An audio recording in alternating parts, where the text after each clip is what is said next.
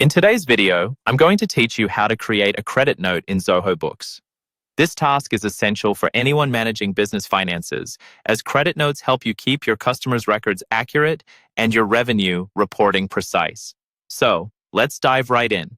To begin this process, you'll first need to access the Sales module. Once you're logged into Zoho Books, look to the left sidebar where you will see various categories. Here, click on Sales. This is where all your sales transactions are neatly organized, making it easier for you to manage everything related to sales, from invoices to transactions like credit notes, which we'll focus on today. Next, within the sales section, you'll need to select credit notes. This area is specifically designated for managing credit notes, so once you've clicked on it, you'll be directed to a page that lists all credit notes you've issued previously. This existing list is beneficial for keeping track of credits you've applied to your customers, ensuring you maintain a clear overview of all related transactions. Now, look for the plus New button, which is usually highlighted in a prominent color to attract attention. Clicking this button initiates the creation of a new credit note.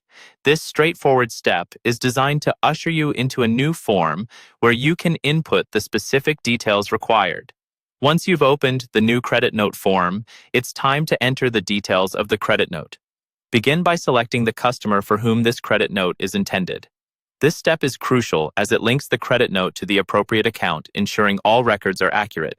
After selecting the customer, you'll need to provide details of the items being returned or credited. Include item descriptions and quantities to ensure clarity. You might also want to add notes or references that could assist both you and your customer in identifying why this credit note was issued, adding an extra layer of understanding and professionalism. Finally, once you've input all the necessary details, it's time to save your work.